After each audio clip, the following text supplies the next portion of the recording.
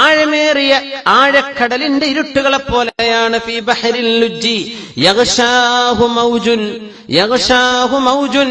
ആ ആഴക്കടലിന്റെ മീതെ അവിടെ തിരമാലയുണ്ട്. മിൻ ഫൗഖിഹി മൗജുൻ, അതിന്റെ മുകളിൽ തിരമാലകളുണ്ട്. മിൻ ഫൗഖിഹി സഹാബ്, അതിന്റെ മുകളിൽ മേഘമുണ്ട്. ദുലുമാതുൻ ബഅദുഹാ ഫൗഖ ബഅദിൻ, ഒന്നിന്റെ മീതെ മറ്റൊന്നായി ഇരുട്ടുകളാണ്. ഇദാ അഖ്റജ യദഹു ലം യകദ് യറാഹാ, സ്വന്തം കയ്യങ്ങ് പുറപ്പെടുവിച്ചാൽ പോലും കടലിന്റെ ഉള്ളിൽ അവന് കാണാൻ കഴിയില്ല. എവിടെ? ലുജ്ജി, ആഴക്കടൽ. ആഴക്കടൽ എന്ന് പറയണമെങ്കിൽ എത്രയാണ് ഇതിന്റെ ആഴത്തിന്റെ കണക്ക്? എത്രയാണ്?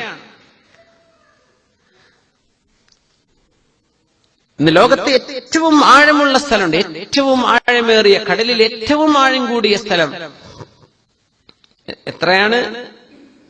ആർക്കെങ്കിലും അറിയോ?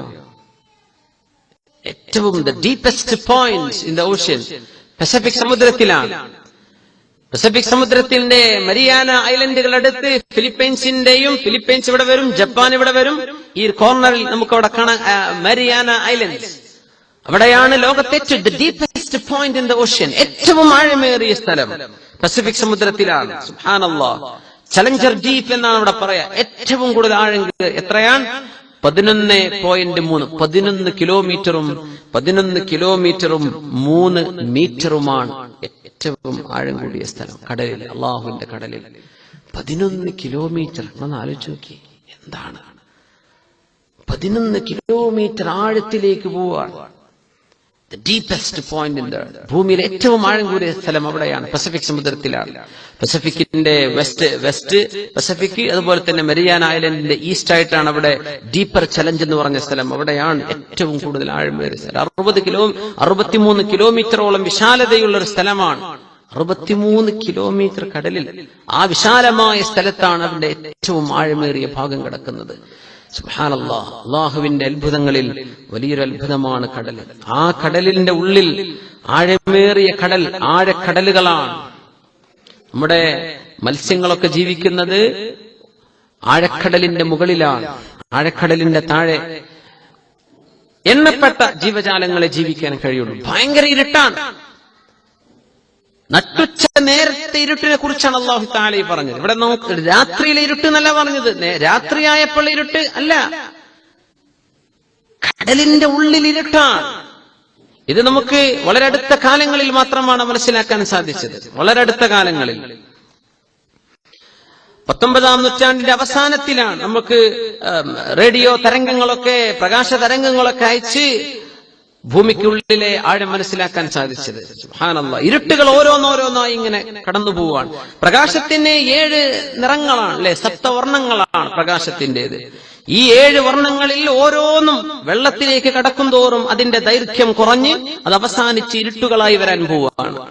അങ്ങനെ ഏകദേശം 1000 മീറ്റർ, 1 കിലോമീറ്റർ ആഴത്തിലേക്ക് എത്തിയാൽ അതിന്റെ അപ്പുറം ഒരു വെളിച്ചത്തിന്റെ ശകലം പോലും കടക്കാത്ത ഡെൻസ് ഡാർക്ക്, അവിടെ ഇരുട്ടല്ലാതെ മറ്റൊന്നുമില്ല.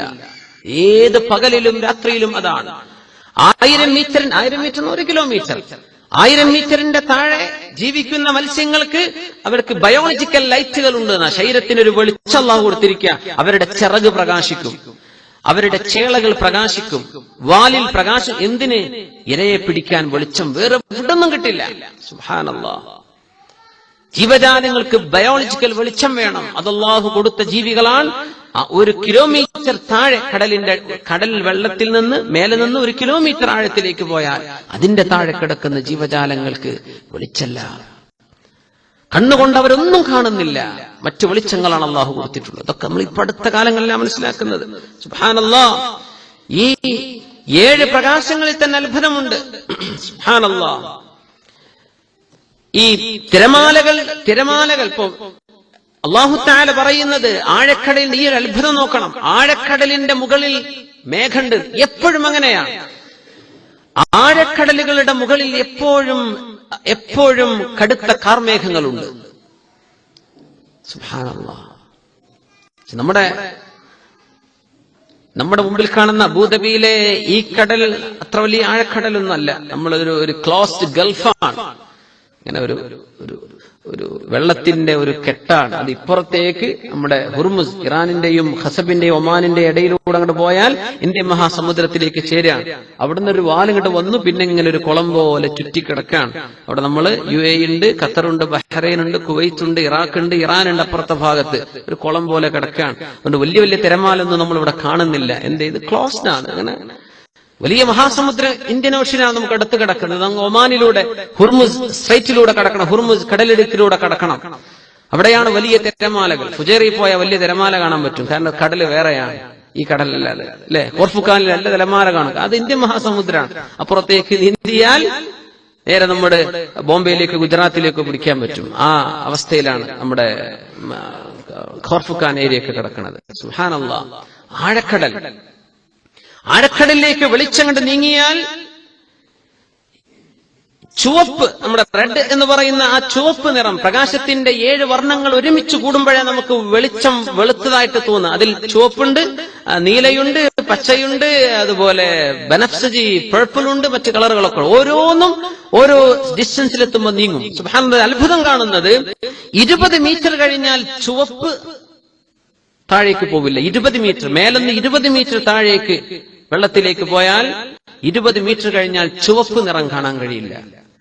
അതുകൊണ്ടാണ് നമ്മൾ പറയുന്നത് 20 മീറ്റർ താഴെ കിടക്കുന്ന ഒരു വെള്ളത്തിൽ ഡൈവ് ചെയ്യുന്ന ഒരു മനുഷ്യന് മുറിവ് സംഭവിച്ച് കയ്യിലൊലിക്കുന്ന രക്തം കാണണമെന്ന് വിചാരിച്ച രക്തം ചുവപ്പായിട്ട് കാണില്ല, കറുപ്പായിട്ട് കാണുള്ളൂ. കാരണം എന്താ? 20 മീറ്റർ കഴിഞ്ഞാൽ ചുവപ്പ് കാണാൻ കഴിയില്ല. ചുവപ്പിന്റെ ദുൽമത്ത് ആരംഭിക്കുകയാണ്. സുബ്ഹാനല്ലാഹ്. അവിടെ പിന്നെ ചോരക്ക് ചുവപ്പ് നിറമല്ല കാണാം, പിന്നെ ബ്ലാക്ക് ആയിട്ടാ കാണുന്നത്. വെളിച്ചം ആ ചുവപ്പ് അതിനങ്ങോട്ട് പെനട്രേറ്റ് ചെയ്യാൻ കഴിയില്ല 20 മീറ്ററിന്റെ താഴേക്ക്. സുബ്ഹാനല്ലാഹ്. 25 മീറ്റർ ആയി കഴിഞ്ഞാൽ പിന്നെ തീരെ ബ്ലഡിന്റെ രക്തത്തിന്റെ നിറം പോലും 25 മീറ്റർ, 20-ൽ തന്നെ അത് അവസാനിക്കും, 25-ൽ തീരെയും കാണാൻ പറ്റില്ല. സുബ്ഹാനല്ലാഹ്. അതിന്റെ നേരെ താഴെ പോയാൽ ഓറഞ്ച് നിറം അങ്ങ് ഏകദേശം 30 മീറ്റർ കഴിഞ്ഞാൽ ഓറഞ്ച് നിറവും അവസാനിക്കും. ഓറഞ്ച് നിറം കാണാൻ കഴിയില്ല. പിന്നെ ഇരുട്ടാണ്, രണ്ടാമത്തെ ഇരുട്ടായി. ഒരു സൂര്യപ്രകാശത്തിന്റെ ലൈറ്റാണ് പോകുമ്പോൾ അതിന്റെ വെളിച്ചത്തിന്റെ ആ ഒരു വ്യത്യാസങ്ങൾ വരെ ഇരുട്ടിങ്ങനെ വന്നുകൊണ്ടിരിക്കുന്നു. ആദ്യം റെഡ് പോയി, പിന്നെ ഓറഞ്ച് കളറും പോയി.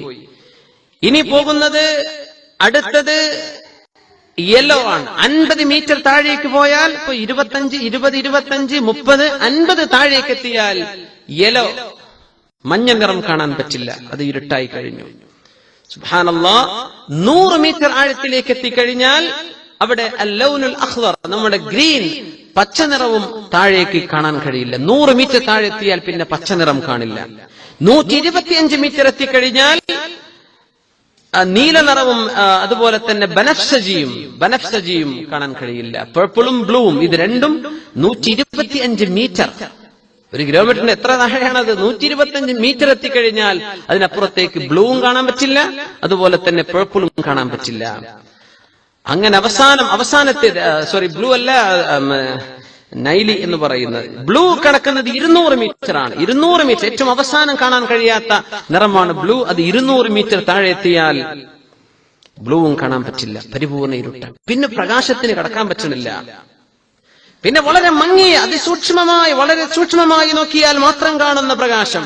അങ്ങനെ 200 മീറ്ററിൽ സൂര്യപ്രകാശത്തിന്റെ രശ്മികളിലെ ഓരോ വെളിച്ചവും ഇല്ലാതെയായി ഇരുട്ടായി തീരുകയാണ്. 1000 മീറ്റർ ആയി കഴിഞ്ഞാൽ, 1 കിലോമീറ്റർ ആയി കഴിഞ്ഞാൽ പരിപൂർണമായ ഇരുട്ടാണ്, അങ്ങേയറ്റത്തെ ഇരുട്ടാണ്. അതിനപ്പുറത്തേക്ക് വെളിച്ചമേ കിട്ടില്ല. അങ്ങനെ താഴെക്കടലുകൾ, അള്ളാഹുവിന്റെ ഭൂമിയിൽ അള്ളാഹു സംവിധാനം, എല്ലാം ഉപ്പ് നിറച്ചു വെച്ചിരിക്കുകയാണ്. ഇവിടുന്നാണ് ഉപ്പിന്റെ ശേഖരം കടലിന് കിട്ടിയത്. വലിയ അത്ഭുതമല്ലേ? മനുഷ്യൻ ഏറ്റവും കൂടുതൽ അല്ലാഹു തആല മനുഷ്യന്റെ നന്ദികേടിനെ സംബന്ധിച്ച് പറയുന്നതാണ് ഈ കടലിന്റെ മീതെ പായക്കപ്പലിൽ പോകുന്നവർ. മഹാന്മാരൊക്കെ പറയും അള്ളാഹുവിന്റെ കാരുണ്യത്തിന്റെ ഏറ്റവും വലിയ കാരുണ്യം എന്ന് പറയുന്നത് കപ്പലിലെ ആളുകളാണ്. അള്ളാഹുവിന്റെ കാരുണ്യം അവരോട് ചെയ്യുന്ന കാരണം ഏറ്റവും the worst people on the earth എന്ന് പറയും. ഹംസായിസ്വരൊക്കെ ഷെയ്ഖൊക്കെ പറയാറുള്ളത് the worst people on earth. കപ്പലിൽ യാത്ര ചെയ്യുന്ന ആളുകൾ, കപ്പൽ യാത്രക്കാരല്ല, അതിന്റെ ജോലിക്കാർ, അവരുടെ ക്രൂ, ഏറ്റവും കൂടുതൽ ദുൽമ ചെയ്യുന്ന ആളുകൾ.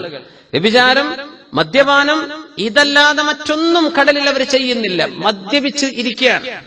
അള്ളാഹുവിന്റെ ഭൂമിയിൽ നിന്ന് കരവിട്ട് അടുത്തൊരു കരയിലേക്ക് എത്തുമോ ഇല്ല. അള്ളാഹുവിന്റെ റഹ്മത്തിൽ, ഓളങ്ങളിൽ, അള്ളാഹുവിന്റെ തിരമാല, അള്ളാഹുവിന്റെ കാറ്റ്, ഇതിന്റെയൊക്കെ സപ്പോർട്ടില്ലാതെ മനുഷ്യന് നീങ്ങാൻ പറ്റാത്ത കടലിൽ അവർ സർവ്വ ദുൽമും ചെയ്തിട്ട് കരയിലേക്ക് ചെന്ന് അവര് ഭക്ഷണം കഴിച്ച് വിശ്രമിച്ച് അവരടുത്ത യാത്ര തുടരാൻ, അടുത്ത ദുൽമിലേക്ക്. ഇങ്ങനെ ദുൽമിൽ നിന്ന് ദുൽമിലേക്ക് വന്നിട്ടും അള്ളാഹു തആല അവന്റെ കാരുണ്യം അവരോട് തടഞ്ഞു വെച്ചില്ലല്ലോ. അള്ളാഹു വലിയ റഹ്മാനാണ് എന്ന് പരിശുദ്ധ ഖുർആൻ ഒരുപാട് സ്ഥലങ്ങളിൽ പറഞ്ഞിട്ടുണ്ട്. ഒരുപാട് സ്ഥലങ്ങളിൽ പ്രയാസപ്പെടും അവർ ദൈവത്തെ വിളിക്കുന്നു, പടച്ചോനെ വിളിക്കുന്നു, അല്ലെ? കടലിൽ നിന്ന് അവർ സുരക്ഷിതരായി കഴിഞ്ഞാൽ അങ്ങനെ ഒരു സംഭവമേ നടക്കാത്ത മട്ടിൽ. സുബ്ഹാനല്ലാഹ്. അല്ലാഹുവിന്റെ ഈ വലിയ അത്ഭുതത്തിന്റെ ലോകമാണ് ബഹർ. ആ ബഹറിന്റെ ഉള്ളിൽ തിരമാലകളുണ്ട്. നമ്മൾ പറയുന്ന 1000 മീറ്ററിന്റെ താഴെ, 1 കിലോമീറ്ററിന്റെ താഴെ നമ്മൾ ആഴക്കടൽ എന്ന് പറയുന്ന ആഴക്കടൽ 1000 മീറ്ററിന്റെ താഴെയാണ്. അവിടെ തിരമാലയുണ്ട്. ഇതാണ് ഖുർആൻ ഇവിടെ പറയുന്നത്. ഔ കദുലുമാതിൻ ഫീ ബഹരിൻ ലുജ്ജി, ആഴക്കടലിലെ ഇരുട്ടുപോലെ. യഗ്ശാഹു മൗജുൻ, ആഴക്കടലിന്റെ മീതെ തിരമാലയുണ്ട്. വെള്ളത്തിന്റെ ഉള്ളിൽ കിടക്കുന്ന, അതിന്റെ ഇന്റീരിയറിൽ കിടക്കുന്ന തിരമാലകൾ. മേലെ തിരമാല നമുക്ക് കാണാൻ പറ്റും. 1 കിലോമീറ്റർ മുകളിലേക്ക് വരുമ്പോഴാണ് മേലത്തെ തിരമാല. പക്ഷേ 1 കിലോമീറ്റർ താഴെ ഭയങ്കരമായ അടിയൊഴുക്കുള്ള തിരമാലകളുണ്ട് എല്ലാ ആഴക്കടലിനും. എല്ലാ ആഴക്കടലിനും ഉണ്ടത്. ലുജ്ജി എന്ന് അല്ലാഹു പറഞ്ഞു. ഓഷ്യൻസ് നമുക്ക് അങ്ങനെ എടുക്കാൻ പറ്റും. സാധാരണ സീസ് ആൻഡ് ലേക്സ്, ഗൾഫ്, ഇതിലൊന്നും നമുക്കത് അപ്ലിക്കബിൾ അല്ല. ഇപ്പൊ ജിബ്രാൾട്ടർ ഉണ്ട്. ജിബ്രാൾട്ടർ, സ്ട്രൈറ്റ് ഓഫ് ജിബ്രാൾട്ടർ, യൂറോപ്പിനെയും അതുപോലെ ആഫ്രിക്കൻ കോണ്ടിനെന്റിനെയും ബന്ധിപ്പിക്കുന്ന മെഡിറ്ററേനിയൻ, അറ്റ്ലാന്റിക് ഓഷ്യനിൽ നിന്ന് മെഡിറ്ററേനിയനിലേക്ക് കടന്നു വരുന്ന ആ സ്ട്രൈറ്റ് ഓഫ് ജിബ്രാൾട്ടർ ഒരു കടലിടുക്ക്. ഇവിടെ കിടക്കുന്നത് അറ്റ്ലാന്റിക് സമുദ്രമാണ്, ഉള്ളിൽ കിടക്കുന്നത് മെഡിറ്ററേനിയൻ സീയാണ്. ഈ മെഡിറ്ററേനിയനിലേക്ക് കടന്നു വരുന്ന ആ ഒരു ഭാഗം ശാസ്ത്രകാരന്മാർ അത്ഭുതപ്പെടുത്തിയതാണ്. കടലിന്റെ അടിയിൽ അഗാധമായ തിരമാലയാണ്. 1 കിലോമീറ്റർ താഴെ ഭയങ്കരമായ തിരമാലയാണ്. അതിന്റെ മുകളിലും തിരമാലയാണ്. വെള്ളത്തിന്റെ അതിന്റെ എന്താണ് പറയാം, അതിന്റെ സങ്കീർണത അനുസരിച്ച് ഏറ്റവും കൂടുതൽ പ്രഷർ കൂടുതലുള്ള ഭാഗം, കുറഞ്ഞ ഭാഗം, ഈ രണ്ടിന്റെയും ഇടയിൽ ഒരു തിരമാല രൂപപ്പെടുന്നുണ്ട്. നദിയും കടലും കൂടിച്ചേരുന്ന ഭാഗത്ത് സംഭവിക്കുന്നുണ്ട്. ആഴമുള്ള കടൽ ആഴമില്ലാത്ത കടലിനോട് ചേരുന്ന ഭാഗത്ത് അതിന്റെ ഉള്ളിലൂടെ ആ ഒരു ടെമ്പറേച്ചർ വേരിയേഷൻ കൊണ്ട് സംഭവിക്കാം. ആഴക്കടലിന്റെ ഉള്ളിൽ തിരമാല, ആ തിരമാല കാരണം മേലത്തെ തിരമാലകൾക്ക് ശക്തി കൂടുന്നുണ്ട്. കടലിന്റെ ഉള്ളിൽ തിരമാല. എവിടുന്നാണ് അഷ്റഫുൽ ഖൽഖ് സ്വല്ലല്ലാഹു അലൈഹി വസല്ലമ തങ്ങൾ ഇത് പറയുന്നത്? മിൻ വഹയില്ലാഹ്, അല്ലാഹു നൽകുന്ന വഹയാണിത്. അമ്പരപ്പിച്ചിരിക്കുകയാണ് ശാസ്ത്രജ്ഞന്മാരെ. ഡോക്ടർ പ്രൊഫസർ റാവ് എന്ന് പറയുന്ന പ്രസിദ്ധനായ അമേരിക്കക്കാരൻ, ഓഷ്യാനോഗ്രഫിയിൽ വളരെ പഠനങ്ങൾ നടത്തിയിട്ടുള്ള ഇയാളോട് ചില പണ്ഡിതന്മാർ ചോദിച്ചു, മഹാനായ ഷെയ്ഖ് സിൻഡാനെ പോലെയുള്ള ആളുകൾ അവരെ കണ്ട് നേരിട്ട് ചോദിച്ചു, നിങ്ങൾ എന്ത് പറയുന്നു ഈ വിശുദ്ധ ഖുർആന്റെ അത്ഭുതത്തെക്കുറിച്ച്? കടലിന്റെ ആഴക്കടലിൽ തിരമാലയുണ്ട്, മേലെ കാണുന്ന തിരമാല, ഉള്ളിൽ തിരമാലയുണ്ട് 1 കിലോമീറ്റർ താഴെ. പിന്നെ അതിന്റെ മിൻ ഫൗഖിഹി മൗജ്, അതിന്റെ മീതെ തിരമാലയുണ്ട്. മിൻ ഫൗഖിഹി സഹാബ്, ആഴക്കടലിന്റെ മുകളിൽ എപ്പോഴും മേഘപടലങ്ങൾ കാണാൻ പറ്റും. നമുക്കിപ്പോ അബുദാബിയിൽ എപ്പോ നോക്കിയാലും മേഘം കാണുന്നുണ്ടോ? ഇല്ല. ഇന്നലെയൊക്കെ കുറച്ച് മേഘം കണ്ടല്ലേ, മഴ പെയ്യൂലേ? ഇപ്പൊ കാണുന്നില്ല. നമ്മളങ്ങ് അറേബ്യൻ മഹാസമുദ്രം, പേർഷ്യൻ ഗൾഫ് അല്ലെങ്കിൽ അറേബ്യൻ ഗൾഫ്, അവിടേക്ക് നോക്കിയാലും മേഘമൊന്നുമല്ല കാണുന്നില്ല. പക്ഷേ പസഫിക്കിന്റെ മുകളിൽ, ഇന്ത്യൻ മഹാസമുദ്രത്തിന്റെ മുകളിൽ, അറ്റ്ലാന്റിക് ഓഷ്യന്റെ മുകളിൽ, ആർട്ടിക്കിന്റെ മുകളിൽ, ഇവിടെയൊക്കെ മേഘപടലങ്ങൾ എപ്പോഴും കിടക്കുന്നുണ്ട്. ആഴക്കടലിന്റെ മുകളിൽ എപ്പോഴും മേഘമുണ്ടെന്ന് എവിടെ നിന്ന് കിട്ടി? റസൂലുള്ളാഹി സ്വല്ലല്ലാഹു അലൈഹി വസല്ലം തങ്ങൾ ഒരിക്കൽ പോലും കപ്പൽ യാത്ര ചെയ്തിട്ടില്ല, അല്ലേ? അവർ മക്കയിലായിരുന്നു, മദീനത്തായിരുന്നു സ്വല്ലല്ലാഹു അലൈഹി വസല്ലം. ഈ വിഷയം പറയുന്നത് ഇന്ന് 1800-കൾക്ക് ശേഷമാണ് ഈ അത്ഭുതം നമുക്ക് മനസ്സിലാകുന്നത്. ആഴക്കടലിന്റെ മുകളിൽ എപ്പോഴും മേഘം കാണും. മിൻ ഫൗഖിഹി സഹാബ്. എന്റെ ഏറ്റവും കൂടുതൽ ബാഷ്പീകരണം, ഇവാപറേഷൻ നടക്കുന്ന സ്ഥലമാണ് ആഴക്കടൽ. അവിടെ ഏറ്റവും കൂടുതൽ മേഘങ്ങൾ കാണാൻ പറ്റുന്നു. സുബ്ഹാനല്ലാഹ്. അപ്പോ ആഴക്കടലിന്റെ മുകളിൽ മേഘമുണ്ടെന്നും മേൽഭാഗത്തെ തിരമാലയും കടലിന്റെ ആഴക്കടലിന്റെ മുകളിൽ ഒരു തിരമാലയുടെ ഒരു തട്ടുണ്ടെന്നും അതിന്റെ താഴേക്ക് വെളിച്ചമില്ലെന്നുമുള്ള അത്ഭുതങ്ങൾ പറഞ്ഞുകൊണ്ടാണ് സൂറത്തുൻ നൂറിലെ ഈ ആശയം അവിശ്വാസിയുടെ മനസ്സും അവന്റെ പ്രവർത്തനവും അവന്റെ വാക്കും അവന്റെ ചിന്തയും അവന്റെ എഴുത്തും ഇരുട്ടുകളെ നൽകുന്നുള്ളൂ. എന്തേ? സ്രഷ്ടാവിനറിയാത്തവനാണവൻ. ഞാൻ എന്തിനിവിടെ വന്നു എന്നറിയാത്തവനാണ്. അങ്ങനെയാണ്. ഏതെങ്കിലും ഒരു വോണ്ടറർ എവിടെന്നോ വന്നു, അല്ലേ? Are you from going to? ഒന്നും അറിയില്ല, എനിക്കൊന്നും